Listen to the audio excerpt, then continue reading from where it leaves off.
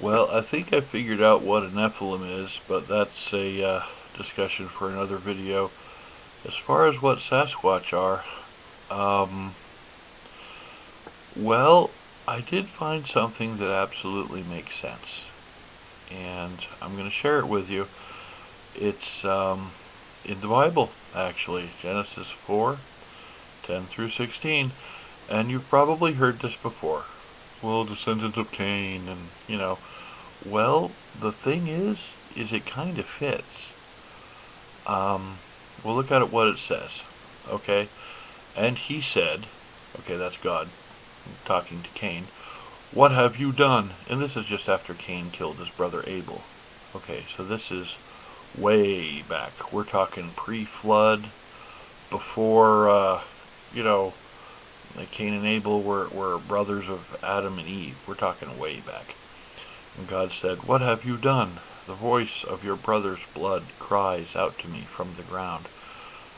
So now you are cursed from the earth, which has opened its mouth to receive your brother's blood from your hand. When you till the ground, it shall no longer yield its strength to you. A fugitive and a vagabond, you shall be on the earth. Well, that actually explains why there is no evidence at all that Sasquatch does any gardening like a human would do, has ever, well, it basically explains why they're carnivores, which is interesting. Although they'll eat berries and things like that, but you've never really found a Sasquatch garden anywhere.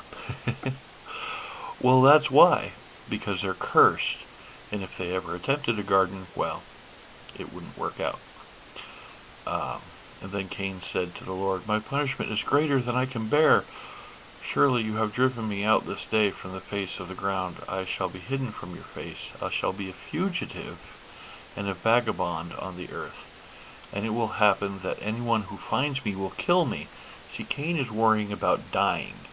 He's like, no, I don't want you to do that, because anybody else is gonna find me and kill me, if you cast me out. And the Lord said to him, therefore, whoever kills Cain, vengeance shall be taken on him sevenfold. And the Lord set a mark on Cain, lest anyone finding him should be killed. Okay. So basically, if you kill Cain, or probably one of his descendants, you're going to be cursed. Okay. A mark was placed on Cain. Now what does that mean? Well, that means you're definitely gonna know, okay, that this is an outcast vagabond that you need to stay away from. Does that remind you of anybody? Interesting. Then Cain went out from the presence of the Lord and dwelt into the land of Nod in the east of Eden. Now, nobody really knows where Eden is. Nobody really knows where Nod is. But there's a lot of, I guess if you look up, the Bigfoot lineage sites, you've got, the land bridge and going over in Alaska and down into the Americas and all that stuff. Basically, wandering fugitives. Okay, just like what it says. That's what it says. I mean, really? This really explains a lot, and it makes sense that if a people were estranged from society, that they would perpetuate their own particular genomes and perpetuate their own particular attributes and things like that. Now, it's from some unfortunate stories that I've heard on the internet, it is indeed possible for Sasquatch and human to mate. There are probably hybrids. There are probably hybrids that are close enough to pass.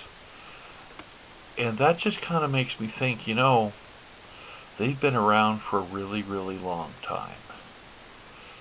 And it seems to me that they're not only people, they are a cursed people group, which, how they live is pretty indicative of being cursed.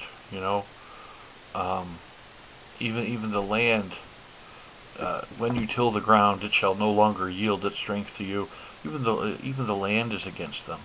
No wonder they're ticked off all the time. They're basically uh, suffering from a curse because Cain killed Abel. First murder. So I think that's all kinds of interesting. Go ahead and debunk me if you want. That's cool. I don't mind learning new stuff. I'd like to know what you think.